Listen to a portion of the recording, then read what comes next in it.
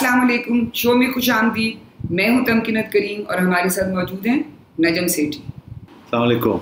कुछ खदशात के बरअक्स कल कौमी असम्बली में बजट तो आसानी से पास हो गया, मगर आज कौमी असम्बली के इजलास में अपोजिशन और हुकूमती बेंचों में बहुत बदमज़गी हुई, जिसके नतीजे में अपोजिशन वॉकआउट कर गई। उसके बाद वज़ीर आज़म साहब तशरीफ़ लाए और दिलचस्प मंजर ये था कि असम्बली के अंदर वज़ीर आज़म एक खुशगवार मुस्तकबिल का नक्शा पेश कर रहे थे और बाहर अपोजिशन इमरान खान हटाओ का मुतालबा कर रही थी। सवाल ये है कि सुहाने ख्वाब कौन देख रहा है, हुकूमत या अपोजिशन?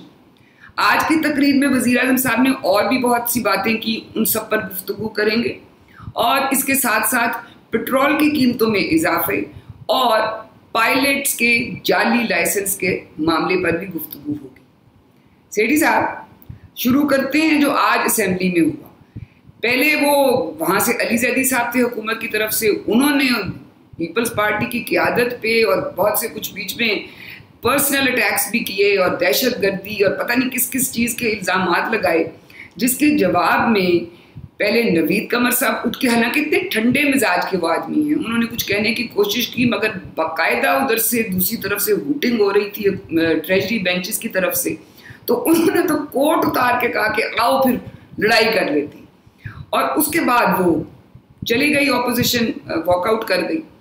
इमरान खान साहब आए और उन्होंने अपनी तकरीर की, मगर अपोजिशन बाहर मुजाहिरा कर रही थी। पहले मैं आपको सुनवाना चाहूँगी कि कल रात को शाहिद खान अब्बासी और एहसन इकबाल ने क्या कहा। जब उनसे पूछा गया कि आप ये जो अदम एतमाद का वोट लाना चाहेंगे हुकूमत के खिलाफ, तो उस पे उन्होंने क्या कहा, वो सुनिएगा। देखिए, इन हाउस चेंज में तो इमरान खान साहब ने बता दिया है अपने मेंबरान को कि आप सब में कोई अहलियत नहीं है, मेरे अलावा कोई चॉइस नहीं है, तो वहाँ तो बात ख़त्म हो गई। अब दूसरी चॉइस अदम एतमाद की है। अब आप यहाँ पुलिस उठा के ले जाएगी, या तो लीडर अपोजिशन को उठा कर ले जाती है नैब, तो कल नैब 30 आदमियों को अरेस्ट कर लेगी, अक्सरियत वही खत्म हो जाएगी। अपोजिशन के पास कुछ देने के लिए नहीं है, हुकूमत के पास तो बहुत से वसाइल हैं जिससे वो इत्तेहादियों को खरीद भी सकते हैं, कुछ भी कर सकते हैं। आपने देखा कि इत्तेहादियों ने आंखें जरूर दिखाई, लेकिन जब वोट डालने का वक्त आया तो सब ने हुकूमत के साथ वोट डाला। और आज मुजाहिरे में ख्वाजा आसिफ ने एक दफ़ा फिर ये बात की कि इमरान खान साहब को हटाया जाए और उनके बगैर पीटीआई से बात करना मुमकिन होगी, वो सुनिएगा। इमरान खान की जगह पीटीआई कोई और लाती है तो क्या आप लोगों को भी एक्सेप्ट होगा, अपोजिशन को एक्सेप्ट होगा? देखें, कम से कम उनसे बात तो हो सकती है, इनसे तो बात ही नहीं हो सकती, इसकी क्रेडिबिलिटी कोई नहीं है, झूठ बोलता है। अब मुझे ये बताएं कि एक तरफ ये कहते हैं कि हम वोट ऑफ नो कॉन्फिडेंस ला नहीं सकते क्योंकि हम गिरफ्तार कर लिए जाएंगे, ये नहीं हो सकता, वो दूसरी तरफ वो कहते हैं कि नहीं, इमरान खान साहब को हटाओ। तो ये करना क्या चाहते हैं, कैसे करेंगे जो ये चाह रहे हैं? देखिए, बड़ी इंटरेस्टिंग है। आप देखिए ना, उनका स्लोगन क्या है कि इमरान खान को हटाओ। तो किसको कह रहे हैं कि हटाओ? ये तो नहीं कि हम हटाने जा रहे हैं, कहते हैं इमरान खान को हटाओ। और भैया आप नहीं हटाएंगे तो कौन हटाएगा? तो पहला सवाल तो आपके सवाल में मैंने उसका जवाब इस तरीके से दिया, मगर जवाब और भी एक और रास्ते से भी आता है कि इमरान खान साहब ने जो आज स्पीच दी उसमें भी 2-3 बड़ी दिलचस्प बातें थी। बाद में बाकी बातें डिस्कस कर लेंगे, मगर वो एक तो बड़ी इंटरेस्टिंग बातें थी, मैं चाहूँगा कि वो भी आप लोगों को सुना दें। एक जगह पे तो वो ये कहते हैं कि कल ऐसे लगता था कि हुकूमत जा रही है, और एक जगह पे वो कहते हैं कि अगर मैं यहाँ ना भी हुआ तो जो भी यहाँ आएगा -1 के बात कर रहे हैं कि -1 फार्मूले में अगर मैं यहाँ ना भी हुआ तो जो भी आएगा वो भी इस ऑपोजिशन को नहीं छोड़ेगा। ज़रा ये सुनाइए ना ज़रा। जी बिल्कुल है हमारे पास, ये सुन लीजिए। बड़ी स्पेकुलेशन थी कि कुछ भी हो सकता है। बजट से एक रात पहले कोई टीवी अगर देख रहा होता तो समझता कि हुकूमत की आखिरी दिन है। इमरान के ऊपर प्रेशर डलवा के किसी तरह -1 करवा के ये बच जाएंगे। इन्हें नहीं पता कि ये -1 हो भी गया तो बाकी भी कोई इनको नहीं छोड़ेगा इंशाल्लाह। अब आपके पास दोनों तरफ की बात आ गई है, अब बताएं कि ये हो क्या रहा है, क्या होने जा रहा है? तो देखिए ना, सीधी सी बात है कि ऑपोजिशन कहती है इनको हटाओ, साथ ये कहती है कि ان کے اندر سے بھی کوئی آ جائے تو ہمیں کوئی اعتراض نہیں ہے. یہ بھی کہتی ہے نا کہ جی -1 کا مطلب ہے کہ عمران چلا جائے کوئی اور آ جائے. تو پوچھا گیا خواجہ آصف سے تو پھر اس نے کہا اس سے بات تو ہو سکے گی نا, ان سے تو بات ہی نہیں ہو سکتی. تو ایک تو یہ انکریج کر رہے ہیں کہ پارٹی کے اندر ہی کوئی تبدیلی آ جائے. عمران خان جس کے ساتھ اتنے جھگڑے چل رہے ہیں, جو کہ بات کرنے کے لیے تیار نہیں ہے اور بات کو آگے بڑھانے کے لیے تیار نہیں ہے, اس کی چھٹی کرا دی جائے. اچھا اب چھٹی کون کرائے گا؟ اس عمران خان صاحب کی اپنی پارٹی تو کرا نہیں سکتی. وہ ان میں تو ہمت نہیں ہے کہ عمران خان صاحب وہ ایک ہی لیڈر ہے, کوئی پیچھے اور لیڈر تو ہے نہیں جو کہ کھڑا ہو کے کہے جی آپ جائیں خان صاحب ہم ٹیک اوور کر رہے ہیں. ایسی تو سچویشن نہیں ہے. ابھی آپ کو پتہ ہی ہے کہ وہاں کس قسم کے اندر لڑائی جھگڑے چل رہے ہیں. تو اس لیے دیکھنا پڑے گا عمران خان صاحب کیا کہتے ہیں. تو اسی لیے عمران خان صاحب کی میں نے کہا سنا دیجیے. وہ بھی یہ کہتے ہیں کہ کل ایسے لگ رہا تھا کہ گورنمنٹ جا رہی, اور پھر یہ کہ کوئی اور آیا تو وہ بھی آپ کو نہیں چھوڑے گا. تو یہ ساری جو باتیں ہو رہی ہیں نا اپوزیشن کی بھی اور عمران خان صاحب کی, وہ سارے ایک ہی صفحے پہ ہیں. لانے والا ہٹا سکتا ہے اور کوئی نہیں ہٹا سکتا.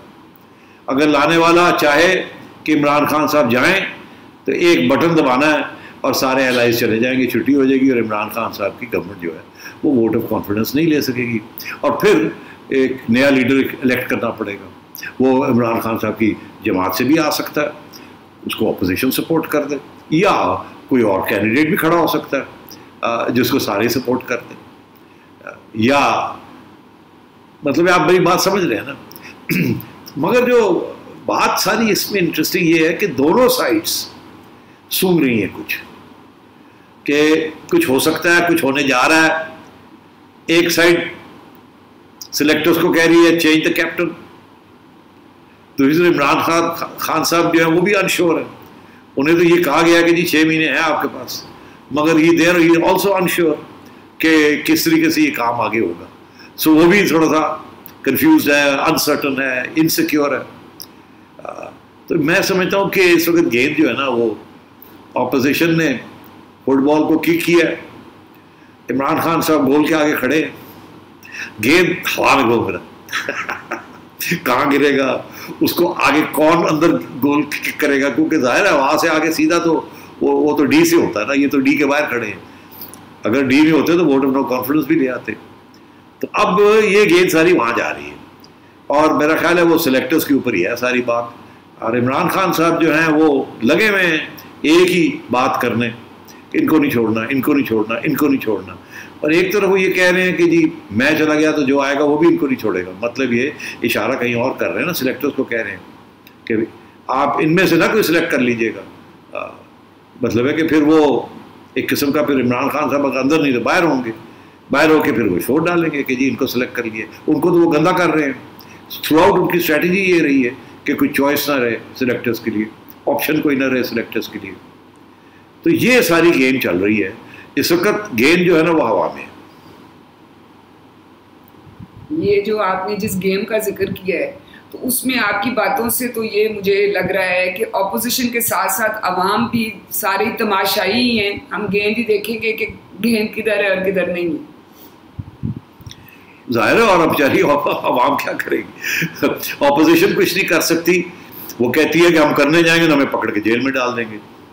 تو ٹھیک ہے نا, تو یہی تو پرابلم ہے کہ جو سلیکٹرز ہیں اگر وہ نہیں فیصلہ کریں گے تو یہ ایسے ہی چلے گا اور ملک کا نقصان ہوتا رہے گا. یار ون وے اور دی ادر کوئی فیصلہ کریں, رکھنا ہے تو باقی سب کو جیل میں ڈال کے ختم کریں, تالے لگا کے اور چابیاں پھینک دیں, ختم کریں, ان کی آواز بھی بند کریں گے. نہیں تو پھر خان صاحب کو کہیں جی السلام علیکم, ہم کسی اور کو لے آتے ہیں, آپ تو بات جو ہے وہ اور کام خراب ہو رہا ہے, یہاں تو مسئلہ حل نہیں ہو رہا اور آپ بات کرنے کے لیے بھی تیار نہیں ہیں. چلیں پھر آپ جائیے اور کوئی آ جائے اور وہ ملا لیں, سب کو بٹھا لیں. اچھا جی کس کو لانا ہے اور یہ کتنی دیر کے لیے آنا ہے, وہ جو ساری ایشوز ہیں وہ ڈسکس کر لیں, یا پہلے کرنے سے کوئی فیصلہ کرنے سے پہلے وہ کر لیں. اور یہی تو ساری بات ہو رہی ہے نا, میں آپ کو بتا رہا ہوں نا, یہی تو ساری یہیں آ کے اٹکا ہوا ہے. وہ گیند جو ہے نا وہ زمین پہ نہیں آ رہا, وہ ہوا میں ہی گھوم رہا ہے کہ جی ان کو ہٹاتے ہیں تو کس کو لے کے آئیں گے, جس کو لائیں گے کتنے عرصے کے لیے لے کے لائیں گے, اور لائیں گے تو الیکشن کرانے لائیں گے یا 3 سال پورے کرنے لائیں گے. لائیں گے تو کیا وہ اس قسم کی کرائسس کو ہینڈل کر سکتا ہے یا نہیں کر سکتا, کیا وہ اس کی پارٹی سے ہوگا یا وہ کسی اور پارٹی سے ہوگا. اگر کسی اور پارٹی سے ہوگا تو باقی پارٹیوں کا اتفاق ہوگا اس کے اوپر کہ نہیں, بڑے سوال ہے نا. تو بات یہ سارے مسئلے حل کرنے پڑیں گے نا. وہ ایک گھوڑا تو سلیکٹرز نے سلیکٹ کیا, وہ گھوڑا چلا نہیں. اب وہ سوچ رہے ہیں آپ کون سے گھوڑے کو لے کے آئیں اور کتنے عرصے کے لیے لے کے آئیں اور کس قسم کی ریس ہم نے کرنی ہے کہ نہیں کرنی. تو دیز آر دا کویسچنس. مشکل سوال ہے, مگر دیکھیے جب سوال کھڑا ہو جاتا ہے نا تو پھر اس کا حل ڈھونڈنا پڑتا ہے. اگر سوال ہی کھڑا نہ ہو تو پھر حل ڈھونڈنے کی ضرورت نہیں ہے. اب سوال کھڑا ہو گیا ہے, اور اس لیے کھڑا ہو گیا بیکاز اتنی بڑی کرائسس ہے ملک کی, نیشنل سیکیورٹی کی, اکانومی کی, کریڈیبلٹی کی, ٹرسٹ کی, کانفیڈنس کی, معیشت کی, مطلب آپ کوئی ذکر نام لیں اس کی کرائسس. اور ان صاحب کو 2 سال ہو گئے ہیں یہ حل نہیں کر سکے, انہوں نے اور مسئلے کھڑے کر دیے. تو اب پھر کوئی فیصلے تو کرنے پڑیں گے نا کہیں نہ کہیں. جی ہماری امید تو یہی ہے کہ چاہے سوال جو ہیں وہ مشکل ہیں مگر ان کے جواب اچھے ہوں اور فیصلے اچھے آئیں. اچھا, اب یہ انہوں نے وزیر اعظم صاحب نے جو تقریر کی اس میں اور بھی بڑی غور طلب باتیں ہیں. ایک انہوں نے بات کی مافیاز, یہ شوگر مافیا اور پاور مافیا. یہ سنیے گا انہوں نے کیا کہا. آصف زرداری کی بھی شوگر ملز ہیں, نواز شریف کی بھی شوگر مل ہے. بھئی آپ کی شوگر ملز ہیں کیوں؟ جب آپ غور سے جب پتہ چلتا ہے تو کیوں شوگر مل ہے؟ بلیک کا پیسہ وائٹ کرنے کے لیے شوگر ملز بنی ہوئی. تو ایک دفعہ پھر یہ ان کا فیوریٹ سبجیکٹ ہے. تو سیٹھی صاحب اب 2 سال ہو گئے ان کے آئے ہوئے, ہم تو یہی سن رہے تھے کہ بس یہی ایک واحد حل ہیں جو آ کے مافیا کا کلا کما کریں گے, ہر طرف مافیا ہیں. تو یہ ابھی تک مافیا کے خلاف کچھ کر کیوں نہیں پائے؟ یہ بڑا اہم سوال ہے. یہ عمران خان صاحب اس کا جواب خود نہیں دیتے, کہتے ہیں کہ مافیاز ہیں اور کہتے ہیں ہم تو یہ چینج کرنے آئے ہیں. 2 سال ہو گئے ہیں, جیسے آپ نے کہا ابھی تک کون سے مافیا کو ایکسپوز کیا؟ ایک مافیا کو انہوں نے ایکسپوز کیا, وہ مافیا ہے شوگر مافیا. ایسے ہی ہے نا ان کے بقول ان کے کہ ہم نے شوگر مافیا کی رپورٹ باہر کر دی اور جناب ہم نے یہ کر دیا. تو کیا ہوا؟ وہ جن کے اوپر سب سے زیادہ تنقید تھی ان کے پرانے چہیتے, ان کے جنہوں نے ان کو فنڈ کیا, جنہوں نے ان کے لوگ توڑ کے سدرن پنجاب سے ادھر ادھر لا کے ان کے حوالے کیے, جنہوں نے ان کی حکومت بنائی, وہ تو باہر چلے گئے. آسانی سے ان کو جانے دیا گیا, وہ تو باہر جا کے بیٹھ گئے. اور میں آپ کو آج ایک اور خبر بھی دے دوں جسے کہتے ہیں چڑیا کی خبر. وہ خود تو اپنے جہاز میں تو چلے گئے ہیں, اپنی بیسکلی اپنی کلوز فیملی کو لے کے اہلیہ وغیرہ, مگر اب چڑیا کے مطابق ان کی ایکسٹینڈڈ فیملی جو ہے ان کو بھی وہاں یاد کر رہے ہیں. وہ کہتے ہیں چلیں یہاں نکلیں یہاں سے, تاکہ یہاں پتہ نہیں اب کیا ہونے جا رہا ہے. تو وہ اپنے باقی لوگوں کو بھی لے جا رہے ہیں, کوئی پابندی نہیں ہے کسی قسم کی. تو ایک طرف تو یہ مافیا ایکسپوز کرتے ہیں پھر کرتے کچھ نہیں, یا مافیا ایکسپوز ہو جاتا ہے ان کی نااہلیوں کی وجہ سے, آپس میں لڑائی جھگڑے جو ان کے ہوتے ہیں, اور پھر یہ کرتے کچھ نہیں. اور ان کو جانے دیا ہے تاکہ اب فوکس کیا جائے نون لیگ اور پیپلز پارٹی کے اوپر. تو نون لیگ تو پیپلز پارٹی کا تو ایشو نہیں تھا یہ شوگر کا. یہ تو مطلب ہے جب سے شوگر انڈسٹری ہوئی ہے اس میں سے سبسڈیز تو آتی ہمیشہ ہوتی رہی ہیں, ایکسپورٹ بھی ہوتی رہی ہے, مگر اس قسم کے شارٹیجز نہیں ہوئے. یہاں تو نااہلی تھی ایک قسم کی کہ جی آپ نے الاؤ کر دیا ایکسپورٹ اس وقت جب کی شارٹیج تھی, اور وہ بھی پھر ایک طرف آپ کہتے ہیں ایکسپورٹ نہیں کرنی, ایکسپورٹ کرنی ہے مگر سبسڈی نہیں دینی, دوسری طرف پنجاب کو کہہ کے سبسڈی بھی دلوا دیتے ہیں. اور اس کے اندر پیپلز پارٹی اور نون لیگ والے تو بہت 1-2 ہیں, باقی سارے تو مافیا جو ہے وہ انہی کے لوگ تھے. تو اب بات یہ ہے اب ان میں سے کوئی ادھر ادھر ہو جائے تو وہ اور بات ہے. تو یہ انہوں نے کرنا کیا مافیا کے بارے میں, ایکسپوز کیا کرنا ہے. اب آپ اس میں یہ انہوں نے اور بھی بہت سی باتیں کی ہیں. تو یہ ان کے قابلیت ہی نہیں ہے مافیا ایکسپوز کرنے کی. مافیا تو ان کے اندر آ کے بیٹھ گیا ہے. آپ نے دیکھا نہیں کتنا کانفلکٹ آف انٹرسٹ ہے.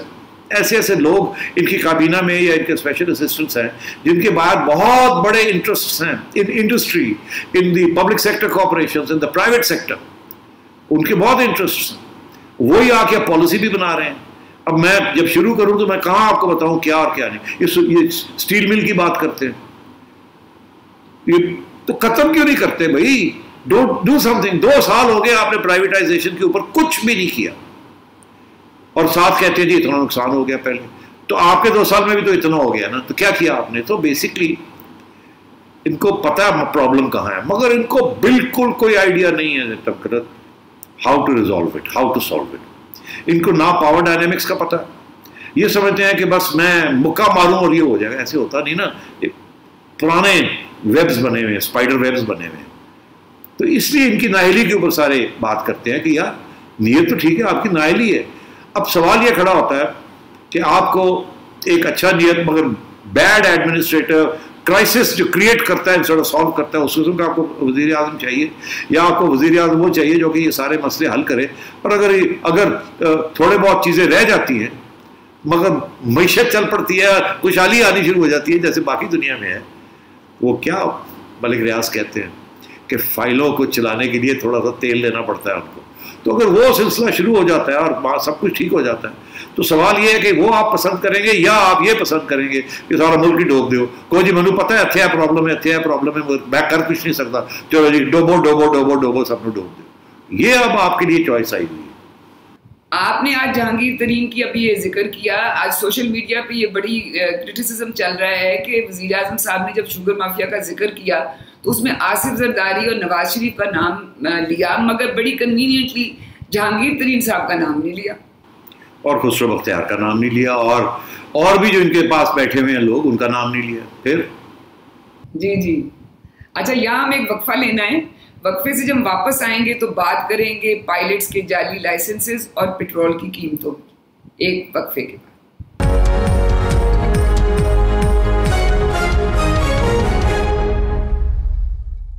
Welcome back. अब बात करते हैं हम जो हमारा एक इतना इंटरनेशनल सतह पे हमारा एक तमाशा लगा हुआ है, इतनी शर्मिंदगी की हमें उठानी पड़ रही है, और वो है पायलट्स के जाली लाइसेंसेस का मामला। ये मामला उस वक्त शुरू हुआ जब हमारे एविएशन मिनिस्टर गुलाम सरवर साहब ने नेशनल असेंबली के फ्लोर पे प्लेन क्रैश की रिपोर्ट फाइल करते हुए साथ ये भी बता दिया कि हमारे 30% पाकिस्तानी पायलट्स के लाइसेंसेस जाली हैं। उसके बाद एक पूरी दुनिया में जितने पाकिस्तानी पायलट्स काम कर रहे थे वो एक एक करके गैर मुल्की एयरलाइन से उनको ग्राउंड करना शुरू कर दिया, और इंटरनेशनल मीडिया ने इसका एक पूरा स्कैंडल बना लिया। ये सुनिए कि CNN पे क्या बात हुई। This is the most extraordinary story in aviation. Dubious licenses, fake licenses is how the investigators put it in the Pakistan air crash investigation.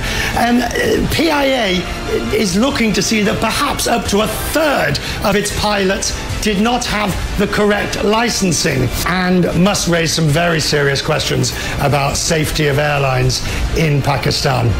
उसके बाद अब आज के दिन वज़ीर आज़म साहब ने इस बात पे भी एक उन्होंने स्टैंड लिया कि ये आनी चाहिए थी इंक्वायरी रिपोर्ट। वो सुनिएगा वज़ीर आज़म साहब ने क्या कहा आज।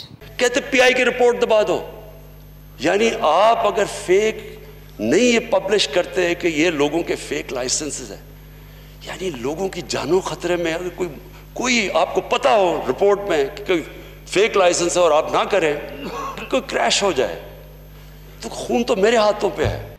तो सेठी साहब ये दो चीज़ें चल रही हैं। एक तो ये लोग कह रहे हैं कि भाई ये आप लोगों ने पूरी दुनिया के अंदर एक पाकिस्तान का स्कैंडल खड़ा कर दिया और इंक्वायरी कंप्लीट होनी चाहिए थी उसके बाद, मगर आज वज़ीर आज़म साहब कह रहे हैं कि नहीं, ये तो अगर ना होती तो ये अगर कोई क्रैश हो जाता तो ये खून मेरे हाथ पे होता।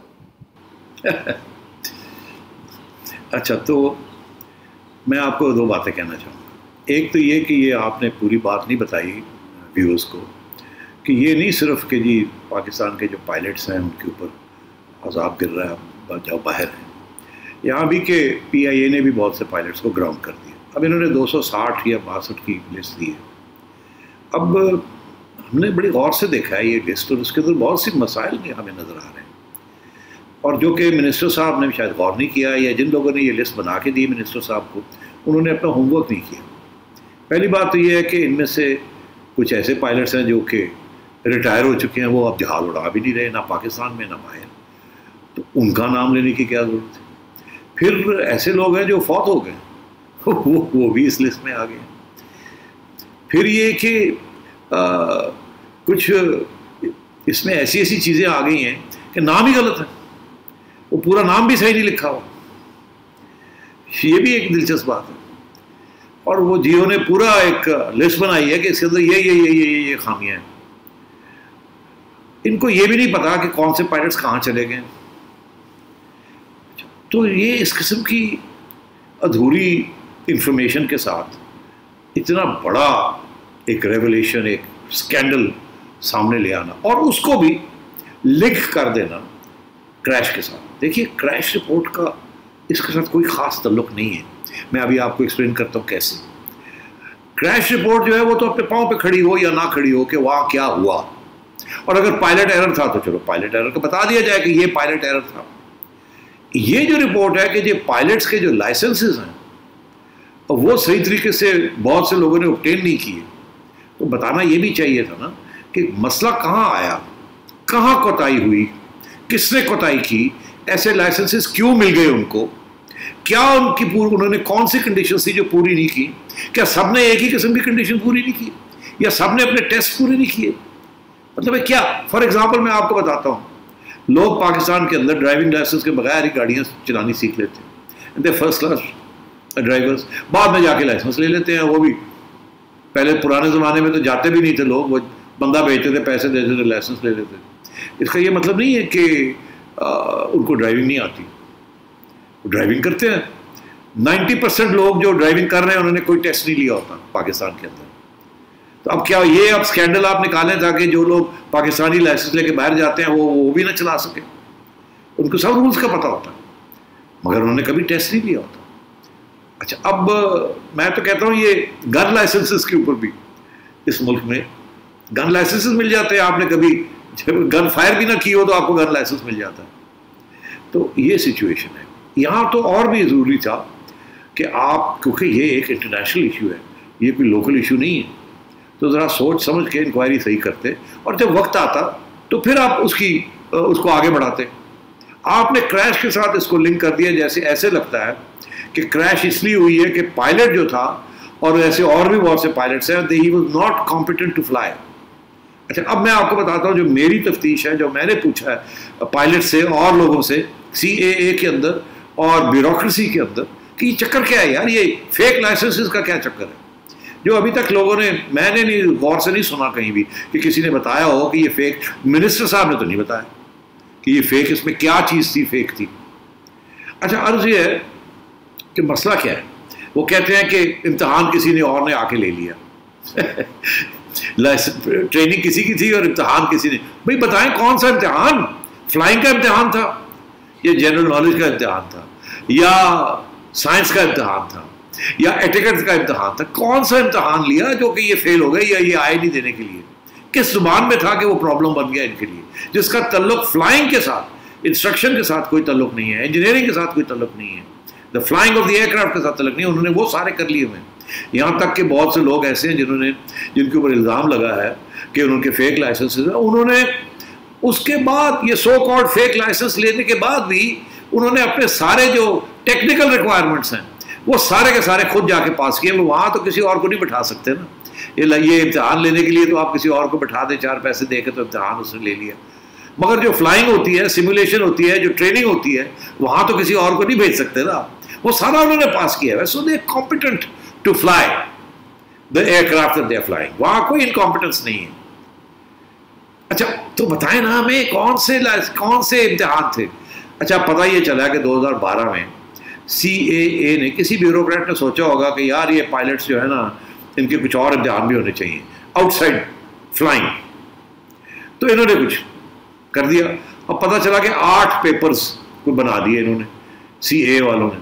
اور یہ بھی کہا جاتا ہے کہ یہ 4 پیسے بنانے کے لیے بنائے، کہ CAA نے جنہوں نے یہ پیپر بنائے، جنہوں نے فورس کیا ان پائلٹس کو کہ آپ امتحان لیں، جو ان میں سے کسی بہت سے نہیں لے سکے، ان کو پیسے انہوں نے دیے CAA آفیشلس کو، اور اپنے لائسنسز لیے اور وہ امتحان پاس کر لیا، تاکہ وہ لائسنس کے اوپر لکھتا ہے کہ یہ بھی امتحان انہوں نے پاس کر لیا. یہ بھی جیسے کمپلسری سبجیکٹ نہیں ہوتا BA میں یا FA میں کہ جی انگلش کمپلسری ہے، اسلامیات کمپلسری ہے. تو یہ اس قسم کی چیز تھی. اچھا اب وہ پاس ہو گئے. تو بتائیے تو صحیح ہمیں. اور پھر 1-2 جگہ پہ ایسے ہے کہ جی پیپر 8 تھے تو کہا جی 9ویں پیپر میں یہ فیل ہو گئی. یہ بھی کسی جگہ پہ میں نے پڑھا کہ اس قسم کی حماقتیں بھی کی گئی. تو یہ جو ساری انکوائری تھی یہ پہلے کر لیتے نا، پوری انکوائری کر لیتے شور شرابہ ڈالنے سے پہلے، اور اس کے بعد انٹرنل انکوائری کر کے یہ ساری چیز کا پکڑتے نا یہ مسئلہ کیا ہے. اس امتحان کی اہمیت کیا ہے, یہ کیوں ہوا, کیسے یہ CAA نے ان کو اپروو کیا. اور اب تو یہ بھی باتیں چل رہی ہیں کہ یہ PIA کے کچھ آفیشلز جو ہیں کچھ پائلٹس کو نکالنا چاہتے ہیں یا فارغ کرنا چاہتے ہیں, اسپیس کریٹ کرنا چاہتے ہیں تاکہ کسی اور جگہ سے اور کوئی پائلٹس آ جائیں ان کی جگہ. یہ بھی الزام لگ رہے ہیں نا, کیونکہ اب ایئر فورس کے لوگ PIA کو چلا رہے ہیں, تو ایئر فورس کے لوگ بھی تو ریٹائر ہوتے ہیں نا, کچھ لوگ تو ریٹائرمنٹ کے پہلے ہی آ جاتے ہیں PIA کے اندر, جیسے اب ہمارے MD صاحب آئے ہوئے PIA کے, اس سرونگ آفیسر, ان کو لگا دیا ادھر.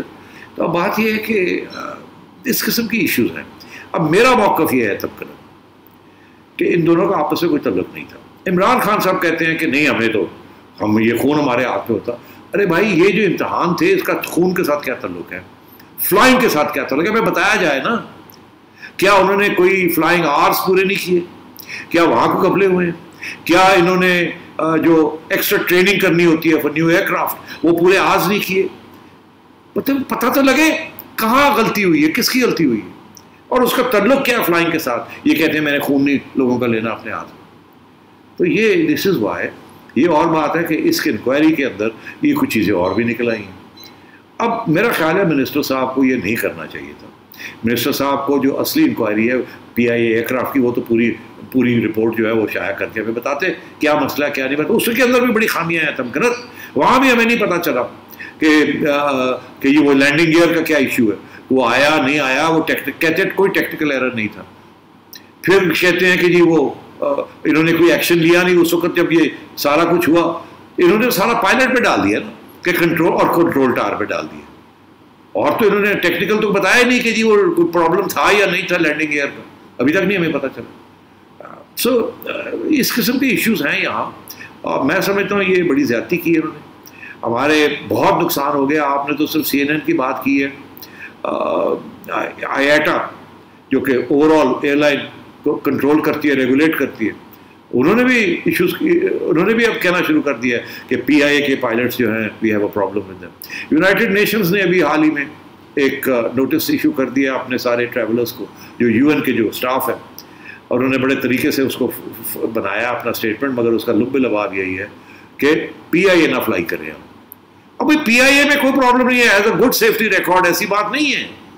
وہ چھوٹی موٹی چیزیں ہیں, مگر کریشز کے اوپر PIA کا اتنا ٹریک ریکارڈ خراب نہیں ہے.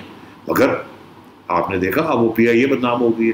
پہلے ہی وہ ایک ایئر لائن جو ہے وہ برے حال میں ہے, تباہی ہو رہی ہے, اس کی سبسڈی دی جا رہی ہے, بھری ہوئی ہے چوکا بلاک, اور اوپر سے آپ نے اب یہ بھی آپ نے پرابلم ایک نیا کھڑا کر دیا اس کے لیے. اب مجھے بتائیں, پاکستانی کہیں جا سکتے نہیں ہیں کووڈ کی وجہ سے, اب ویسے ہی وہ بین ہونے شروع ہو گئے, اور ادھر سے PIA جو ہے اس کے اوپر بھی اب یہ داغ لگ گیا انٹرنیشنلی کہ, اور PIA کے پاکستانی پائلٹس کے اوپر. تو پاکستان کی بدنامی ہو گئی ہے نا یہاں, اور یہ بدنامی کی ضرورت نہیں تھی, کوئی تعلق نہیں تھا اس کریش کا. یہ جو امتحان نہیں جو لیے گئے, یہ ویسے ہی سارٹ آؤٹ کرنا چاہیے تھا, اور اس کو کر سکتے تھے طریقے کے ساتھ کہ جی اتنے پائلٹس جو ہیں وہ انہوں نے فلانا written exam relating to science یا پتہ نہیں کیا تھا, مجھے تو یہ بھی نہیں پتا, بتاتے ہی نہیں ہیں ہمیں کس چیز میں فیل ہوئے وہ نہیں لیا, اس لیے ان کو اب کہا جا رہا ہے کہ وہ پھر سے لیں وہ امتحان, اور جب تک وہ امتحان نہیں لیں گے وی ول ناٹ الاؤ دیم. ان کی فلائٹ ایکسپرٹیز کے اوپر تو سوال نہیں کھڑا کرنا چاہیے تھا.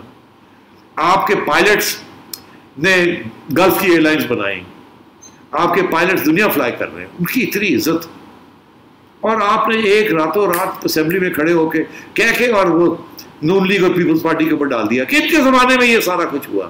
بس یہ آپ کرنا چاہ رہے تھے, اور اس کی وجہ سے آپ نے ساری ایک ادارہ جو ہے وہ جو پہلے ہی ڈامک ڈول ہو رہا تھا اس کو اور تباہ کر دیا.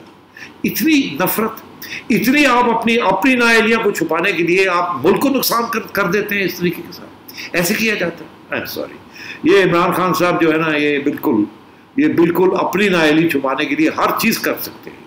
جی اسی لیے لوگ تنقید کر رہے ہیں کہ یہاں لگتا ہے کہ ہم اپنے سب سے بدترین دشمن خود ہیں. اچھا یہاں ہمیں ایک وقفہ لینا ہے, وقفے سے جب واپس آئیں گے تو پٹرول میں جو قیمتوں میں اضافہ ہوا ہے اس پر بات کریں گے ایک وقفے کے بعد.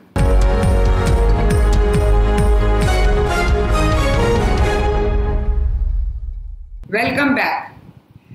آ جائیں جی, جو ایک عوام کے دل کی جو ہے نا دکھتی رگ اس وقت عوام کی, وہ ہے پٹرول کی قیمتوں میں اضافہ.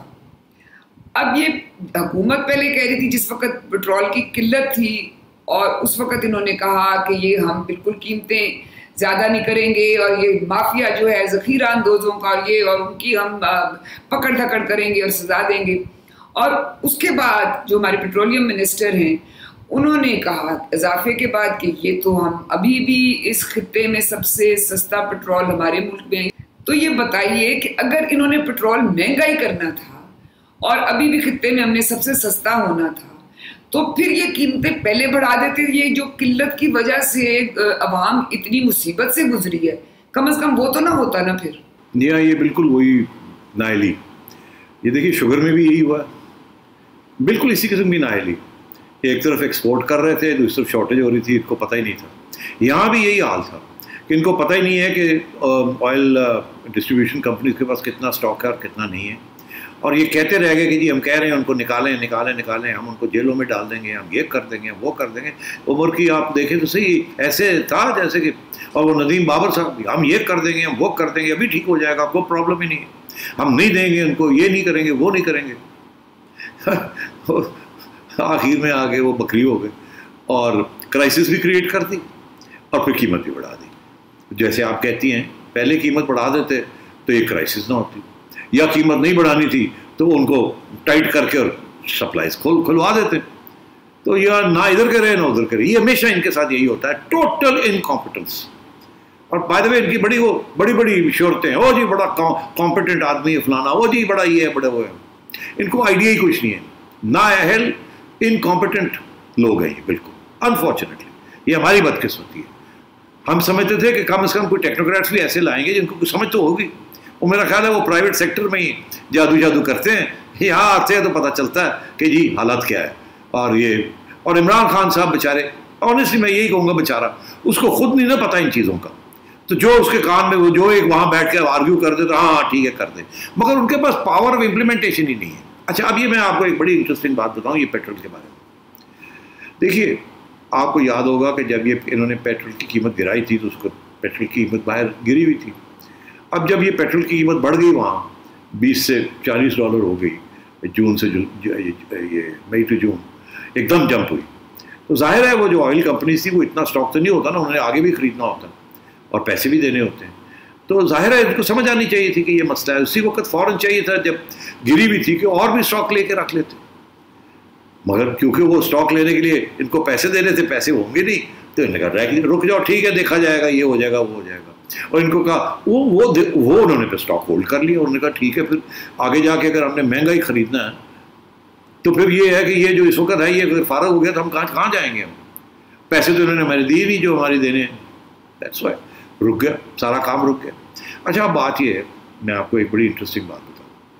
جب انہوں نے قیمت گرائی تھی تو اس وقت ڈار صاحب یہ کہہ رہے تھے کہ انہوں نے پوری قیمت نہیں گرائی کیونکہ بہت گر چکی تھی انٹرنیشنل مارکیٹ میں. اور ڈار صاحب کا یہ کہنا تھا کہ ان کو چاہیے تھا عوام کو پوری ریلیف دیتی اور پوری قیمت گراتی جتنی ان کو ریلیف ملی تھی. نہیں انہوں نے پوری نہیں گرائی، آدھی کی تھی، $15 کی تھی. تو وہ کہہ رہے تھے کہ اس کو $30 ہونی چاہیے. نہیں کی انہوں نے، اس لیے نہیں کی، ریونیو کی ضرورت ہے نا. یہ بہت بڑی امپورٹنٹ سورس آف ریونیو ہے ان کا. اب اس وقت ان کو بڑی امپورٹنٹ ریونیو کی ضرورت ہے اس وقت. تو اب انہوں نے $25 بڑھا دی.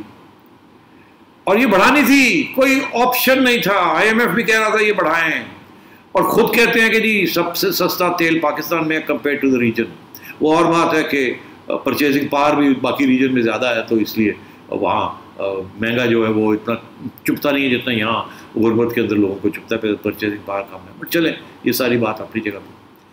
اچھا اب میری یہ موقف ہے، دو میرے موقف ہیں کہ پہلی سچویشن میں میں اگری نہیں کرتا کہ پیٹرول کی قیمت گرانی چاہیے تھی. ان کو ریونیو کی ضرورت تھی، لوگ عادی ہو گئے تھے ایک قیمت کے اوپر.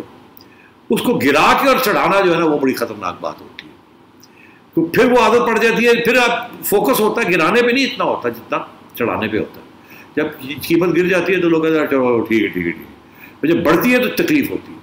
اب وہ ایک لیول پہ چل رہا تھا تو چھوڑ دیتے نا، 4 پیسے کما لیتے، اپنی ریونیوز بڑھا لیتے. پھر اس اسٹیج پہ آپ کو یہ سارا ڈرامہ کرنے کی ضرورت نہیں تھی اور پروفٹ ساری گورنمنٹ کو چلی جاتی، کسی اور چیز میں عوام کو ریلیف دے دیتے. یہ کووڈ کے اوپر ہی اور پیسے خرچ کر دیتے، عوام کو ریلیف دے دیتے. مگر یہ نہیں کیا، نہ وہاں ریلیف دی اور पेट्रोल की कीमत कम करके और फिर पेट्रोल की कीमत बढ़ा दी, जिसकी वजह से ये सारी क्राइसिस आ गई है। अब सुनिए, बात ये है कि अब एक्चुअली बाकी कीमत बढ़ गई। तो सबसे पहली बात ये। दूसरी बात ये है कि इन्होंने जिस तरीके से ये किया है, इन्होंने टैक्स नहीं बढ़ाया पेट्रोल के ऊपर। पेट्रोल की कीमत के अंदर 2-3 हिस्से हैं। एक पेट्रोल के ऊपर टैक्स होता है GST, और एक होता है पेट्रोलियम लेवी।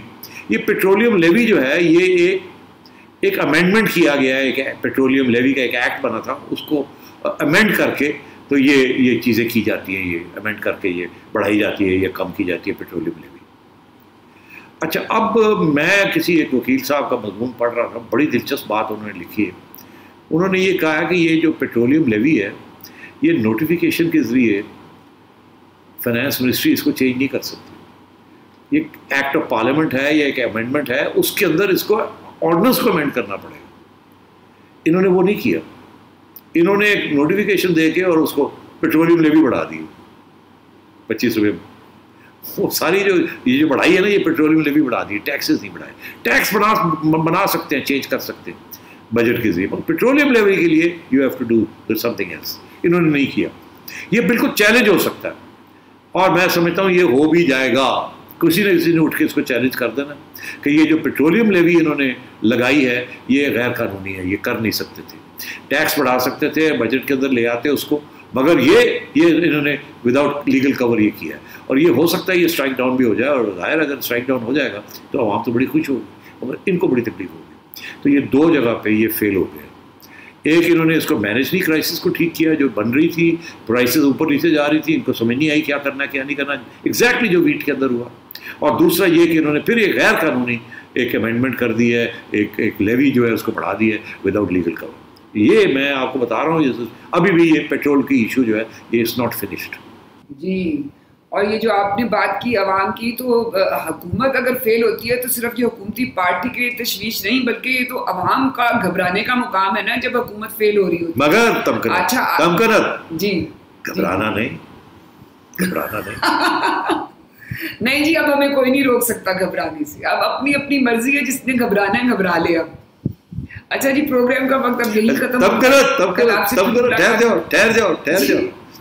जाने से पहले मैं तुम्हें कह रहा था घबराना नहीं, अभी वक्त आ गया खान साहब घबराना शुरू कर गए। -1 रात को क्या आया, घबराहट कहीं और हो रही है।